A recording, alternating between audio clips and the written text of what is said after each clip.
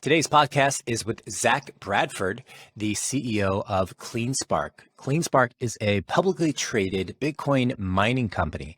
They are valued today publicly at around $150 million, and they're one of the top 5 largest Bitcoin miners out there. We talked about how he built his business, how they have transitioned largely from an energy company to a Bitcoin mining company, how they think about energy production, the challenges in the grid, nuclear power regulation and technology. We touched on a bunch of different topics in this conversation, all centering around energy and crypto. I learned a lot, and I hope you do as well. Here is Zach Bradford. Well,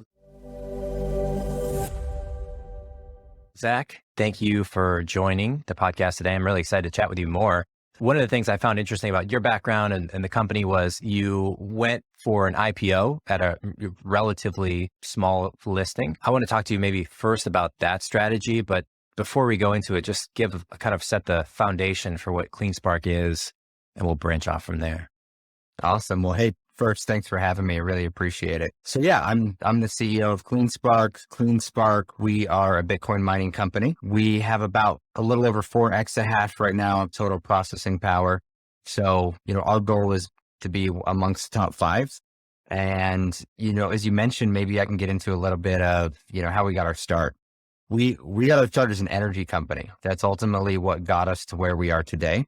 And, in our early days, all the way back in 2014, we were focusing on a waste to energy strategy. So we're working with some universities, and, our goal was to, change the world. And, the hope was to provide a cleaner, better way to manage, power, or to create power with waste as opposed to other. As we built into that, it was originally friends and family money. We took it public on an over-the-counter exchange. We were very small, but it was a mechanism in which to continue to kind of stay the path, raise some money, kind of organize the company a little more tightly. During that period of time, we ultimately ended up acquiring a software company in the energy space and really focused on renewables. So kind of moved away from waste to energy. So think of solar, batteries, resiliency. So we were focusing on the microgrid space, working with the military, working with data centers. And that's actually what was my first exposure into the Bitcoin space.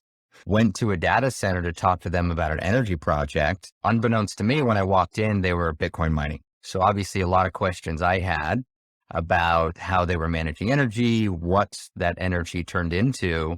And, at the time, I hadn't thought too much about Bitcoin. I can't even say I was truly a skeptic as much as it just wasn't really on my radar. But what was on my radar is energy and trying to drive value from energy. And one of the issues you have in the renewable space, or energy in general, is when you're doing projects like we work, you're selling savings. And if you're a company that's trying to make money and be profitable, well, if you're selling savings, then it's a race to zero. You just got to be cheaper than the next guy. And realizing that there was this world out there to really create better energy abundance, which is what we were trying to do. Abundant energy, resilient energy. I became a big believer that Bitcoin is the answer to the question. It was the intersection point to make that, not only the dream of abundant power there, but also to create something that would provide stability in the macro grid space, because we were focusing on microgrids to do that. And you can do it all with Bitcoin. So, took me, about 6 months to be fully orange pilled, but, then walked into the boardroom and we were doing $20 million a year, roughly on track for that. I'm in the energy space, and to say, hey, we have a great business, we're doing good things, but I think we can do something bigger and better. And, over the last almost 2.5 years, we focused 100%. And, we've invested about $500 million into Bitcoin mining since. I think we fall about number 3 as far as, maybe number 4 as far as Bitcoin produced on a monthly basis and actual active hash rate. So we've accomplished a lot in a short period of time, but it all comes from a background of energy and understanding it. Just to set there was something there I thought was contradictory. Did you say you're top 5? Initially, you said you want to be top 5 in terms of hash rate, but you're currently at 3? Yeah, our goal was to be top five. Your goal was? We reached the top five, I think about April of this year. We're kind of, like I said, we're bouncing back and forth between 3 and 4. I expect that we'll probably be in the number 3 spot solidly, sometime in the next quarter. And then, we'll go from there and see where things go.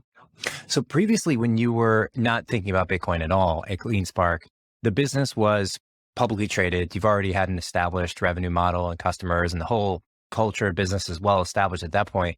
You were going in and selling cost savings. Were you subcontracting out the components to move companies to solar, or what was the specific playbook that was utilized to provide those savings?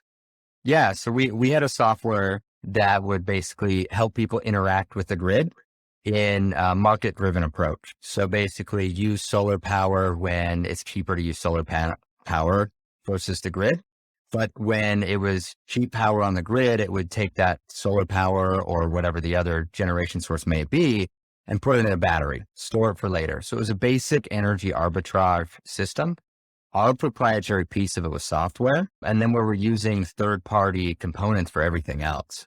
And so we could provide a turnkey system, but it was really, we were like our ultimate driver. We were selling the brains behind how to energy arbitrage, for your facility or your home or whatever it may be. Got it. Okay. So people would install a piece of software. Would they be installing it locally on some hardware device and it would run inside of a home or a large building? Yeah. So we would have it was almost a server within there. It would be local. It would also be cloud connected. That way, a lot of information come in the cloud to be digested and then sent down to, make decisions real time. But yeah, so you would need physical components to make it all happen. And so, which is what, we saw an easy intersection with Bitcoin, because you can make a choice to send power to a battery or when to use grid power or when to not use grid power. You can do the same thing with a Bitcoin miner. And so that was kind of the aha moment. We, of course, are grid connected and we arbitrage in a different way, which is all about, the difference between where difficulty and Bitcoin prices and, power, it all comes together. It's what we can produce as Bitcoin. It becomes our what's produced at the end. And so we just look at it differently. And again, our goal is hopefully to run 24/7, 365, but sometimes it's better to skip a few hours here and there to not be up. And that's the benefit of being a Bitcoin miner, is to kind of arbitrage against it to increase profitability for when you are mining. And what's the distribution of power generation now for the Bitcoin miners? For our sites, so we have 4 sites and we also have an operations. We co-locate with CoinMint up in New York. We're grid connected for all of our sites. So we don't do actually on-site production currently. We do have plans at one of our sites to add some solar and that will ultimately add to it, but we'll still always be grid connected. We actually think that's an important part of being a miner, is you can increase the grid's general health, I would say, by balancing the load for the entire system. And so, but we specifically target Georgia. So we have four locations in Georgia, and we targeted Georgia because it has a lot of nuclear power out there. So it was important. Of course, we have a renewable energy background. We continue to drive towards carbon emissions is what we think the critical piece is. There's a lot of debate on, whether nuclear is renewable, whether it's not renewable, but we think the critical piece is whether it has emissions. There's no carbon emissions that come from it. And that allows us to run our sites at over 90% carbon free at the base load source. And we think that's incredibly important. Obviously, that's a big talking point going on right now. And we, a big driver that we have is you can either choose to be governed or self-governed. And we always want to be in a position to retain our ability to self-govern. We think taking the high road on this issue, it now makes it so you don't have to convince as many people of pros and cons for Bitcoin, because ultimately that's what we want, whether it's Bitcoin or any type of coin, right? You want to attract users and, believers in it. And we think that taking the high road, it answers the energy question directly. So that's our goal too, is, we want to prove that Bitcoin can be done in a carbon-free manner. And that's really what we've set out to do. Mm, interesting. I want to ask you a little bit about nuclear. Do you think that the typical the typical reason why I hear nuclear not being more seriously discussed or the plants actually being built, at least in the United States, is that there's just too much political opposition? And I wonder what that, if you were to peel back that onion a little bit, is there really just such a large contingent of people that do not believe the technology is technically safe enough to deploy at scale? Or do you think there is more of a consolidation of political opposition, say in the form of, I don't even know, would it be like grid providers or solar companies, or like, is there a more strategic opposition to getting nuclear built, or is it just people don't understand and / think it's safe to develop? Yeah, I think it's fear-based. I really would, lean into that as being the answer. From a political point of view, there's a lot of, issues. You go back 30, 40 years and there were some real problems. There were meltdowns, there was Chernobyl, and it created a narrative that nuclear can be scary, that it can have problems. You even look at what happened in Japan, a few years ago, where, that system, with the tsunami and everything that happened there. When you really break down nuclear power, what it is it's very large and consistent base load that's always there. It can be done very, very safely, frankly, safer, when you look at all aspects of it than a lot of other sources can be. But I think that there's fear, there's education that's needed. And then it takes a long time to get these things built. And, they're notorious for going over budget, which I think is a whole government budgeting problem more than it's, anything that takes decades that's a government project is going to go over budget, right? So really interesting things happening in the space though, where people are aiming to build smaller nuclear power plants. So instead of these, mega plants, they're looking to build smaller ones in more spread out, which is definitely something that could be done. But I think what we're going to see, in my opinion, is we need about 30% more power to support electric vehicles if we're going to actually make that transition. And, that is power that doesn't exist today. If you took all the power that's being created and you just pushed it to electric vehicles, we just wouldn't have enough. And so I think one of the only ways we're going to get there is through large generation. And it's got to be a generation that is up when intermittent renewables are historically down. So think of the solar and the wind, which is at night. You go home, you plug your car in. Well, the sun goes down and you're plugging your car in still. All that power has to come from somewhere. And if we want to find the cleanest way to do that, I believe nuclear is probably the only path forward. Otherwise, we have to be more reliant on natural gas and other sources. And, if the goals that, as a world that we've set out to do to try and offset carbon emissions, that really to me seems like the only path. Otherwise, we've got to do a lot of investing in batteries. Batteries are incredibly expensive, have some of their own issues, but all the minerals, the rare earth minerals that go into that, you now have geopolitical issues that have to be considered. And that's why I think over time, we're going to start to see more adoption of nuclear power plants. I think that, also, energy sovereignty is becoming a bigger issue with the current environment. You've seen what, has happened over in Europe where nuclear plants that were about to be shut down are being brought back up. So I think that there is good tailwinds for nuclear power, and it just, people have to keep those tailwinds going. But I think it's going to become a more commonplace discussion that's out there. Yeah. Yeah. It does seem like you can mitigate it by having it be farther apart and smaller, and also just emphasizing the advancement in technology since these plants were built. I mean, when was that plant built in Georgia? Probably I'm guessing the 80s, right? They're actually finishing one right now. So yeah. So the Vogel plants is what they're known as.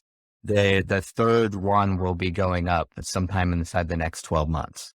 Which is great for us because that's more power, more abundant power going into the region we operate in, which hopefully, it's a case study for why Bitcoin miners are needed, because all that power is going to come on grid and we're going to be there to be a flexible load against it. So even now, but I spoke with somebody that worked for the Public Utilities Commission in Georgia, and they mentioned that they thought this might be the last nuclear power plant built in their lifetime because of political headwinds. And this was about a year ago. And I think even in just 1 year, we're seeing some of the political climate change. So hopefully those headwinds will slow down and the tailwinds will keep going. But yeah, they're being built right now, but this could be the last one for 20 years unless, we start thinking ahead. And that I think has been one of those problems is there was a lot of lobbying against nuclear power in the late 80s, early 90s. Everybody was afraid of what that would be. And I think we're looking back now and wishing that instead it had been the opposite. Right now we could be sitting in a completely different energy environment in how we produce energy in this country. And tell me a little bit more about the transmission. So if there were, clearly people are most resistant to nuclear power plants being built physically close to where they are. If the plants are built far away, say hundreds of miles or even 1,000 miles away, is energy transmission feasible at very large distances? Like I've researched at some point kind of supercooled energy lines, or like what are we losing in terms of percentage transmission from origination if it's going, super long distances? It's a fairly significant loss. That's why it does make sense to not have it be hugely far apart. But what we have gotten better at transmitting power, but the energy loss loads are significant, but it's the same problem. Even if you generate power nearby and you put it through a battery, that round trip cycle in energy, you can lose as much as 20% through a battery by the time it, comes back out in a usable way. And so you have all these losses and loads, and that's just something that's a problem with a macro grid where we have this huge interconnected grid. That's why as a company, our focus before was on microgrids. The best way to really manage power is to generate, store, and consume in as small an area as you can, and in as effective way as you can. So we lose power all the way from, the second it's generated, all the transmission losses, then you have step down losses as you bring it into usable voltages from the super high voltage that it gets transported at. So it's definitely not, our grid has a lot of fragile points to it. And I think that, from an infrastructure point of view, that's something that a huge amount of investment really does need to go into in any country that has a large scale grid, especially one that has been built over the last 70 years, like ours, in most cases. There's a lot of investment that needs to go in to really build those back up to, make them more reliable. And do you think that kind of investment is, when you actually peel it back, is it like a Band-Aid on these existing systems, or does it make sense are they ripping out significant parts of the grid? Because it just seems more unreliable and more incompetent the more the years go by. Like the fact that they were shutting down power because of fear of forest fires just feels like an exemplar of what is like tragically wrong with either the infrastructure or the philosophy of utilizing this energy. Yeah, it's interesting. I think that there is a lot of band-aiding going on. And then unfortunately, some of the band-aids that are going on is because a lack of investment over the last 30 years. So when I say investment, it's got to be true, meaningful changes happening in the grid, not just replacing aging infrastructure. Because the aging infrastructure is only part of it. These systems and the way they were designed, we now use power in a completely different way than people did 20 years ago, or even probably 10 years ago. So, look at all the different electronics we have that we didn't have, when we use it, how we use it. Even streaming services that you go home, you turn on Netflix when you get back, when you get home, or whatever it may be. The amount of people that are doing that is having a meaningful change in the amount of power being used in different places.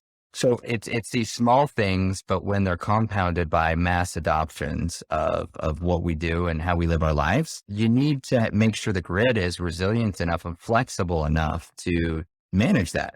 Electric vehicles, I think, are just the easiest example because some extremely high goals have been set in this country to transition over to electric vehicles. But, if you lived in California 2 months ago, you would have gotten a notice that said, hey, this evening, don't plug in your electric vehicle because we don't have enough power to go around and to avoid brownouts. So if but if you rely on that vehicle to get to work the next day, you don't really have a choice. You have to plug in the vehicle. So we as human beings will never conserve ourselves into a better future. We've always been creatures that invest in growth. And if we can continue to invest in the growth rather than push people into the need to conserve, we're going to thrive much better than just survive. And I think that that's the key is we have to approach everything with energy, with a need for abundance. We have to have abundant energy. And again, it's kind of go full circle on this. I truly think that, proof of work mining, Bitcoin mining is the answer to that, because you have this industry that wants to consume a large amount of power, can reliably pay for that power, raises their hands and says, I will invest in infrastructure. Bitcoin miners are building and creating opportunity for infrastructure to be built in the electrical system in a way that we haven't done for decades in this country. Yeah. So Ethereum just went through a major change recently, moving from proof of work to proof of stake. And much has been discussed about their change and Bitcoin staying strong on proof of work. There also seems to be kind of high level political misunderstanding about the purpose of the energy consumption, often viewed critically, that Bitcoin is just, consuming excess energy and contributing more to the problems we already have of energy consumption and emissions.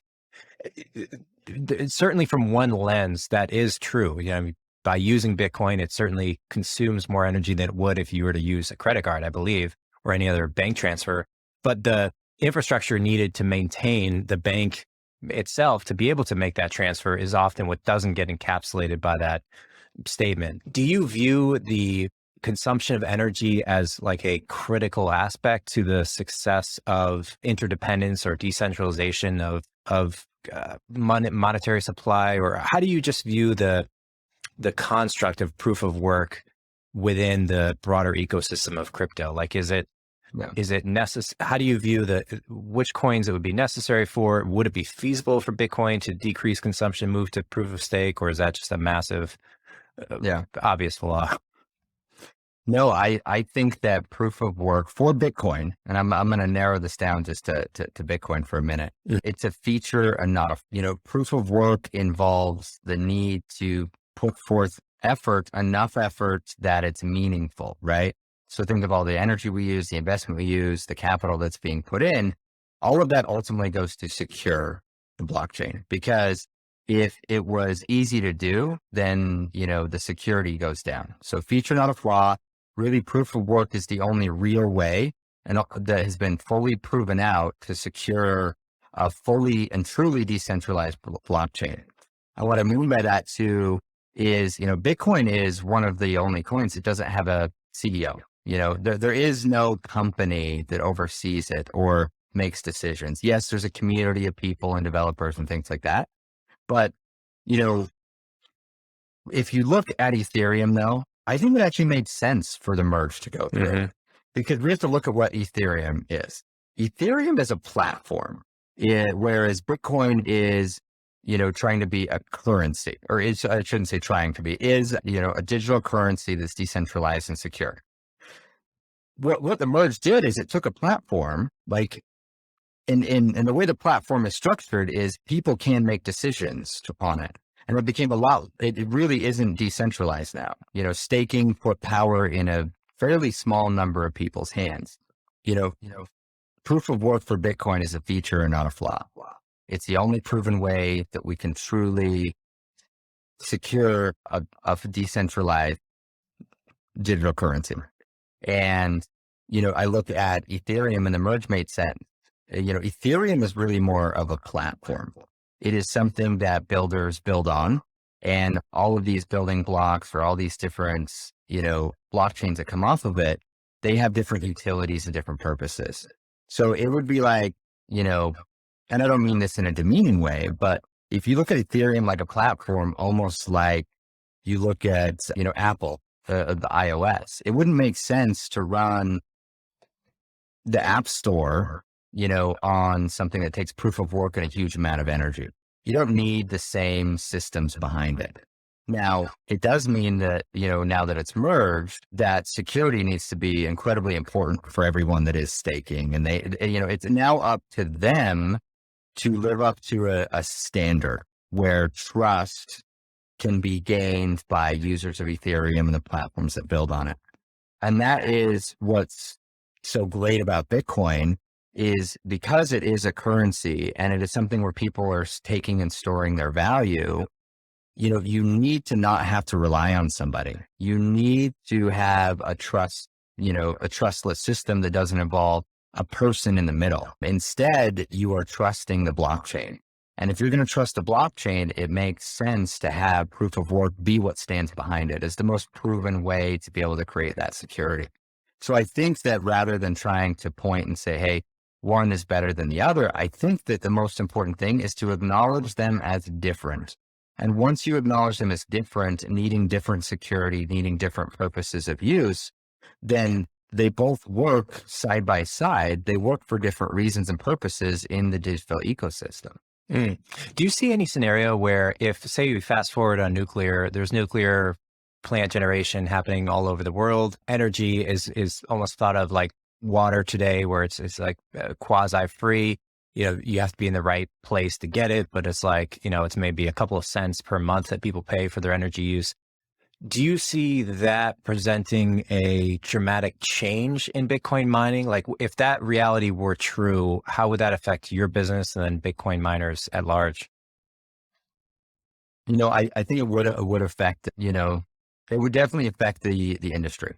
Now, clearly, I think that the key is context on this. So if it takes, let's say 20 years to get to that point, right? During that 20 years, obviously would be a kind of step-by-step change. And the benefit is you'd see power become cheaper, which of course potentially attracts new entrants though. But what we have seen, I think that scale will matter long-term.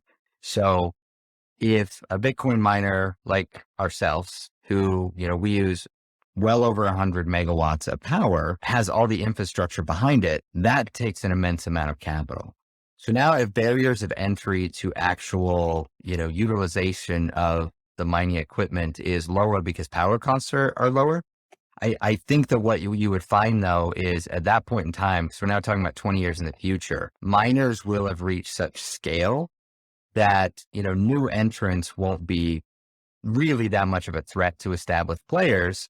But the good thing is it would create opportunities for new players. It may take you 2 decades to catch up with scale, right? So I think it just creates more opportunity. And the good thing about that is that, whether you're running a megawatt or 100 megawatt, anybody can get into it. And the more participants in it, the more decentralized. So it ends up being all the better. So there may still be some big players out there that have large scale, but I do think that if power prices were to come lower, it attracts a lot of guys running 1 megawatt, 2 megawatts, in their shop out back even, or whatever that looks like in 20 years. And again, more participants is better for the blockchain. So I think rather than a challenge, it creates an opportunity for greater security. And what about on the technology side for the actual machines? Is there a tremendous amount of competition and sort of technological race happening on the actual hardware, or is it really more a game of energy production? It's both, and I think neither can be overlooked. So, ASICs have reached what, is likely a critical point at the 5 nanometer chip. The thing about microchips is, that measurement is the measurement between the circuits. And so if we increase it down to 3 nanometers, one of the things you now have a harder and harder time with is, yes, the circuits may be smaller, maybe they're quicker, but heat. Getting rid of heat is still going to always be an issue. And there's a point with these chips where, the circuits actually start to lay on top of each other, the way the distances work in the chips. And again, we've reached this critical point specifically for, ASICs and miners, that heat is really going to be the limiting, because jamming more chips inside the same space, it's the same efficiencies is going to be kind of the same thing. So I think we've reached a point, and the industry starting to acknowledge this, is look for different ways to manage heat transfer. So immersion cooling is, of course, kind of the obvious next step.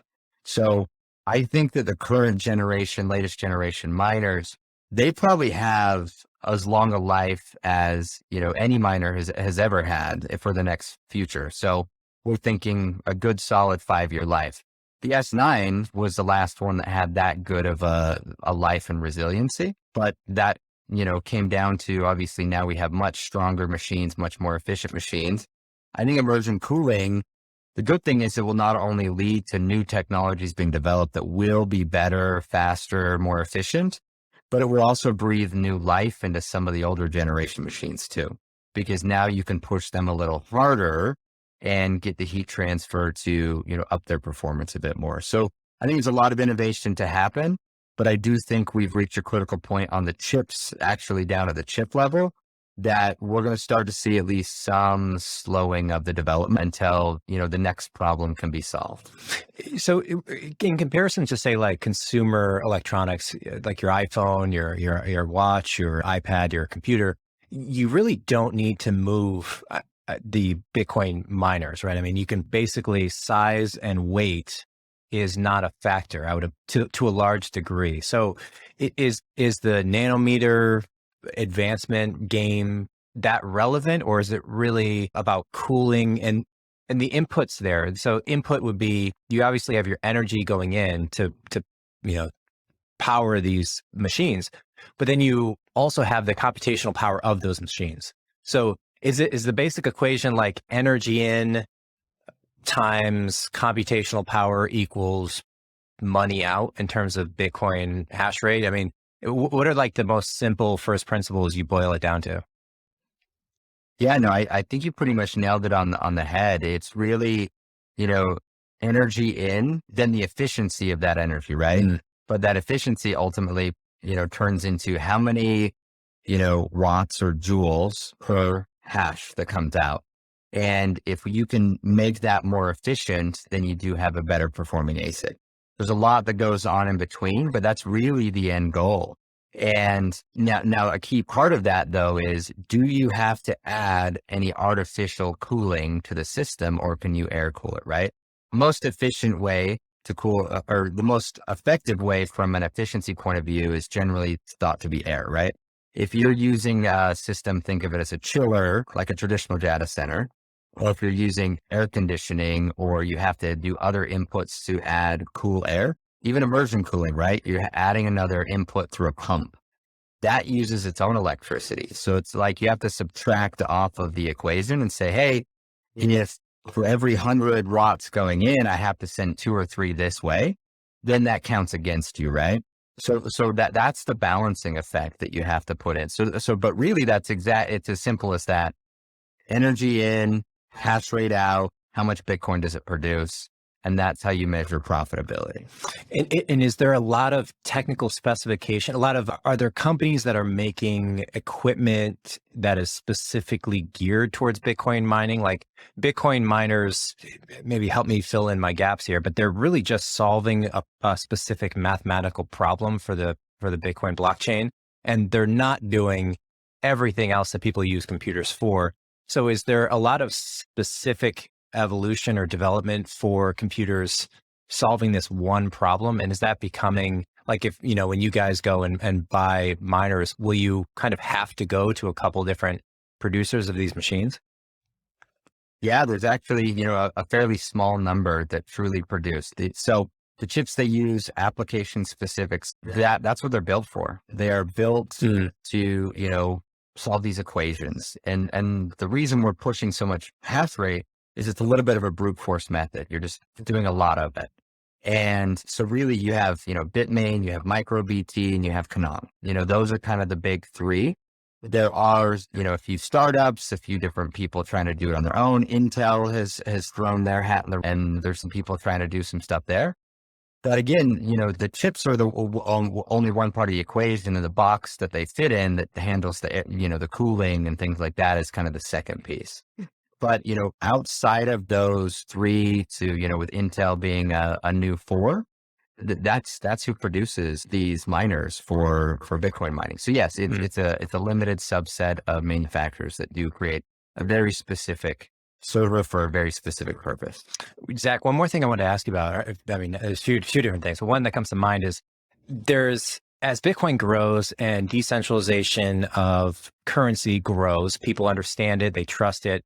As the US government in particular seems to print a tremendous amount of money and debt soars collectively, there seems to be a impeding collision between BTC and USD, where as the government wants to continue to maintain control over monetary supply, particularly internationally, they print more money.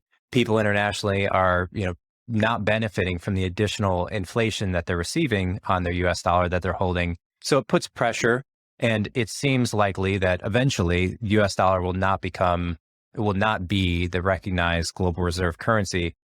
Possibly BTC becomes that reserve. Maybe it's something else.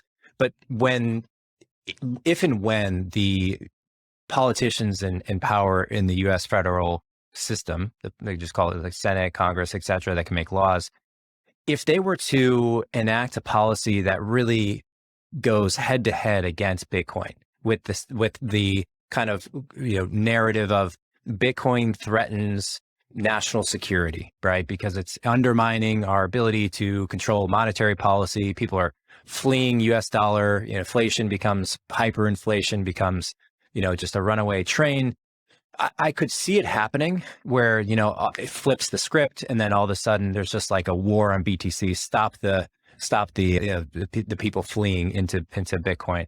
If that were to happen, what do you think the primary levers of the government would be? Like, where are the choke points in the Bitcoin ecosystem, so to speak? Yeah, that's a really interesting question. And there's definitely a lot of different ways that we could look at this. And I think the first and foremost thing is, optimally, if it's, I don't always want to refer back to this, but like optimally, we're better than that, right? So, we don't want to be reliant on just being, hopefully everybody's better than that. But like constitutionally, I think there's 100 problems that would come into play to basically bar citizens of the U.S. from, investing in an asset. There's a lot of problems that come with that. Wait, can I pause you real quick? Yeah, go ahead. Just to throw out one thing, because it's so recent, is the sanctions from the U.S. sanctions recently on, what is it? Oh God, what was that coin? It was a it was like a pass through. Yeah, right? It was a bridge coin where they were doing exchanges. Yeah, it was a completely encrypted protocol, but it was the first time that a protocol, not a company, but a protocol was sanctioned. So you couldn't use. So Coinbase took it down. I'll find the name of it and include it. But it was like, oh wow, that's possible. That's legal. So continue on. But I just want to throw that out there. Yeah, no, and you're really, valid to that point. Now, I think there's some differences in how the protocol was set up and run and managed that, I think led to maybe some cracks that were then targeted for that reason. But yeah, I actually think that the levers that would be sought out would probably be different levers. It would be, efforts to undermine it in a indirect way. So, because again, if you can convince people to lose interest in it or to not support it, that's probably an easier path for any government to go through, especially when you look at what happened in China, where it was, outright banned. Mm-hmm. There's two things on that case study. One, based on all the data that surfaces, it doesn't appear that it was effective as maybe it was thought to be. But two, it was the example of what a dictator does. So I think that it would look very bad for somebody here to try and take that stance. I think that we're seeing a little bit of an attack on it already in the form of, pointing to the energy and saying, oh, the energy used, if you look at Bitcoin and the utility for it, I think that me and, most of your listeners would probably agree that there's a fair trade-off for that. And part of it's because it's so easy to measure. So I think that that's kind of the easy attack point. The question that I would ask is the counterpoint to that is, as a society, we've decided that apparently posting selfies is worth the trade-off. How often do you hear about Facebook launching a new 200 megawatt or a 600 megawatt data center in a state, usually partially subsidized by taxpayer dollars? But, as part of that, I think that we have a critical weak point that's part of the benefit of Bitcoin. And that's, you can kind of do some math and you can say, well, there's this much hash rate. And based on, what it currently takes in computational power, you can kind of back into the number of how much power is being used. It's an unfair measurement because you can't measure how much banks are using, how much all the trucks moving cash are using, or what the printers are using. All of those pieces together, form a much harder energy equation to understand. So it's kind of the weak point. Also, again, the benefit. So I think that that's probably where, unfortunately, if a government wanted to, push back on Bitcoin, I think that's probably where they would look. And I think that's why it's important that, Bitcoin mining as an industry takes the high road and focuses on using, excess power, using carbon-free power, making sure that they have really good community relations. The communities we operate in, we've been welcomed into those communities because we're providing real revenue to the city in the form, almost all the cities we operate in, the utility is owned by the city. So there's great revenue for the city. It provides tax base, it provides, et cetera, et cetera. But I think being a really good corporate citizen is the best defense of any sort of attack. Because I do think mining and proof of work is probably the point of attack that, a government would take. Yeah, probably implementing some sort of tax on this, like a 30% crypto tax or something because of the, Save the Planet initiative. Yeah. I mean, look, my thought is if we're foolish enough to not see the writing on the wall and the general trajectory that we need to take with nuclear power, which seems so clear, then anything, quite frankly, is possible in terms of poor decisions. I mean, it just seems like I'm constantly impressed with how badly we make decisions in this country in some areas. Yeah. I mean, we make great decisions in other areas, but it's always surprising. I want to kind of double click on one thing you mentioned earlier about how the Bitcoin miners are good for the grid. So when you come into a grid like Georgia, they're on nuclear, but I'm sure they're a composite of many other energy sources as well. Are they supportive of the load because of the time of day the load is on, and why is a load important to a grid? So on a grid, you always have to be in balance. You have to balance, generation with consumption. And if you're ever out of balance, you have to either reduce generation, which means that, next time you walk over to the light switch, there may or may not be enough power to flip that on, or you also have to send the power to ground if it's not going to be consumed somewhere. So a big part of the cost of any grid is actually keeping it in balance, keeping it in phase. And it's something that is a constant process to do. And so how Bitcoin miners can strengthen it is both in that manner where we schedule closely with utilities. They know when we're going to be up, when we're going to be down, but also financially. So, if you're a generator, let's say you're generating power, you want to sell everything you can, and you don't want to have to ramp down and ramp up, because every time you ramp up or down, it also costs you a little bit of money to make those changes, right? Depending on where your inputs are. Mm-hmm. And again, I'm grouping in generation as a very broad, concept, whether it's natural gas or nuclear. Nuclear, excuse me, is there all the time. Mm-hmm. And so financially, a utility likes to have somebody there ready to consume it. And that way, they need something very predictable, because one thing nuclear is not, it's not as flexible as everything else. But because the grid works together, Georgia actually has the 7th state out of the 50 for the most solar. There's actually a lot of solar coming into that grid. And so that's very intermittent. You can just basically draw a bell curve, as the sun comes up and it goes down.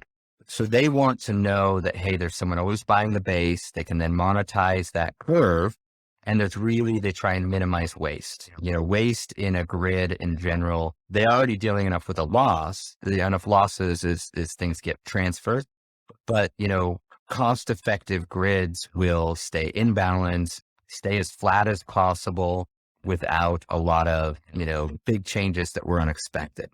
Also big changes that are unexpected on large grid infrastructure, breakers and equipment, they lessen their life.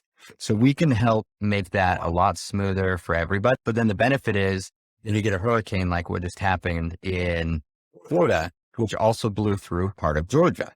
Well, we were in communication with the cities that we operate in, and we were basically on notice, and we were ready to do so, that if there became a grid emergency, there wasn't enough power to go around, our load could go away, and all that power could come back to the grid to be spread amongst, people's homes.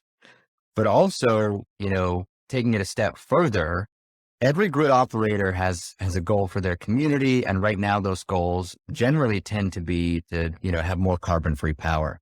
So actually our purchasing power coming into one of the cities has allowed them, they were able to reduce their reliance on any coal a year ahead of schedule. So they were already in the process. Our dollars came in, allowed them to make additional purchases. So now they exited coal. So they can now tell their citizens, which they're very proud of, that they don't have a reliance on coal. So it does actually help for, a cleaner grid, a more reliable grid, a less costly grid. And all of that can be accomplished because our load is flexible. We can be there when we need to be, we can come down, but also we're flat. We don't go up and down. We don't have big pieces of machinery coming off and on. All of that goes to the general benefit of the larger grid. Is there any sort of collective amongst the largest Bitcoin miners out there to identify what would be the weak points? Like, if a hurricane goes through the metropolis you're operating in and you close down, if that were also true in other areas, like, is there, give me a sense of the type of communication or resiliency that's anticipated amongst, the largest maybe 5 or 10 Bitcoin miners out there. The largest miners, we kind of operate in slightly different geographic areas. And because grids are so geographic dependent, there's generally though, all of them that are large, they are working directly with their grid providers in some way, whether it's ERCOT, right? There's lots of headlines about everything going on out there. And there's 2 or 3 really large miners out there. And ERCOT is probably the most fragile grid inside our country, but it also is the most dynamic grid from a market-based condition. So there's lots of ways to monetize and measure the grid and how it behaves. And so Bitcoin miners have an opportunity to be a really big tool in the grid's toolkit. And kind of in a different scale, there's a very robust grid in Georgia, very healthy, lots of abundant power.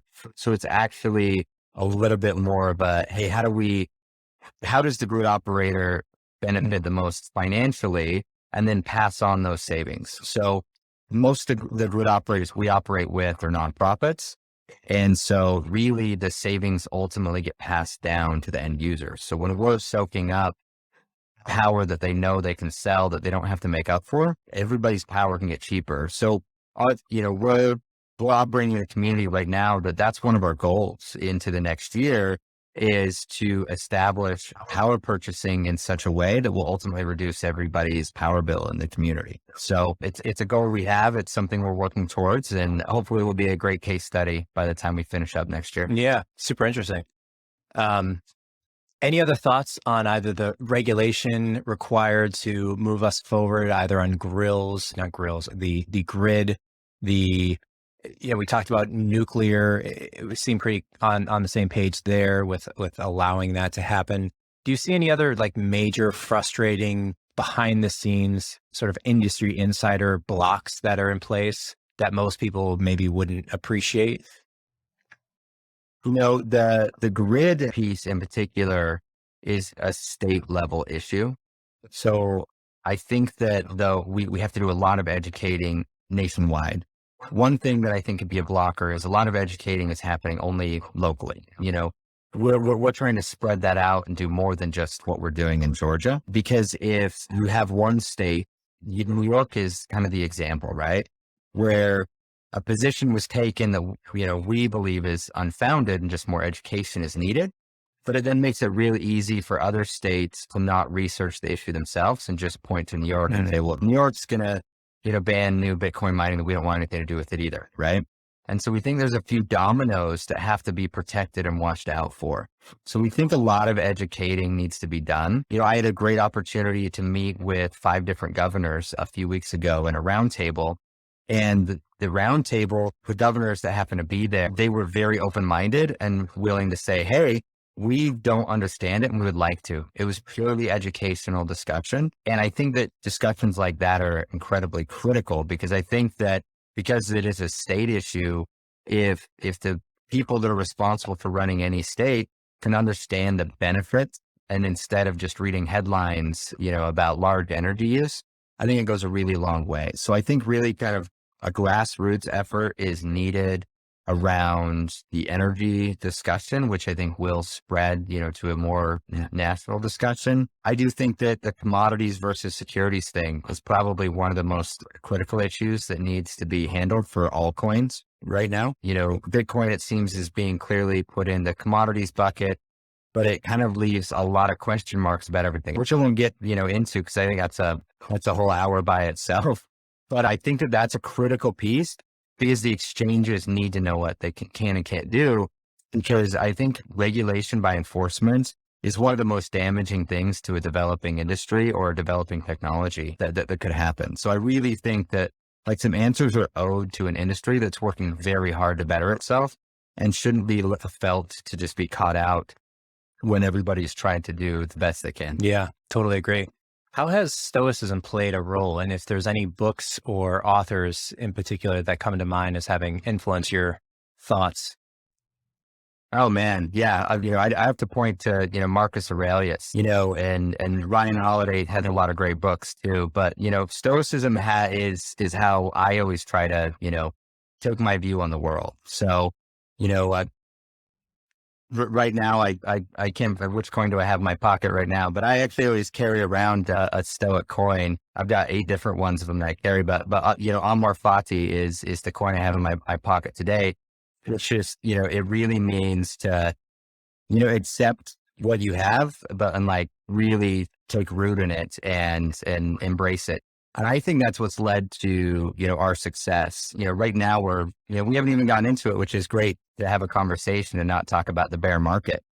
But I think that's what's been huge for us and how I've been leading the company is embracing the bear market. We, believe in acting, and I think Stoicism drives this for me, but strategy over ideology. There's a lot of ideology that exists where people double down on, kind of maximalism on certain things. And I think that it's a lot more prudent just to accept the now that you're in. We've always been sellers of the coins we mine. We've only kept about 20% of what we mined on the balance sheet, because we are believers, but we also believe we have a responsibility to run a business. That, of course, worked out well for us as we, were capitally responsive through the up and the down and led to where we are today. And I think that that's probably the biggest thing that Stoicism has done for me most recently is, we've been doing acquisitions in the bear market. We believe in Bitcoin. We believe in what we're doing. And that means that you have to, though, accept what the reality you have and operate the best. We've been very successful, I believe, for bear market conditions. And, we think this is the time for building, but I think the right frame of mind is what's necessary to make that happen. So yeah, I could go into it a lot longer, but, I think that's the root of it. Stoicism leads the way I approach, every day and knowing, today could be the last and having a good time with it and just pushing forward. I love that. Zach, this is a lot of fun, man. Thanks so much. Are you actively writing or tweeting anything personally you want to include here? Yes. Yeah. You can find me on Twitter, Zach K. Bradford. And, that's usually why I put things out there. So, I am writing a little bit more on the side, but I'm on Twitter occasionally and I like to share a few opinions. So thanks for giving the shout out. Thank you, man. This is a lot of fun. Thanks so much. Hey, I appreciate it. Thank you.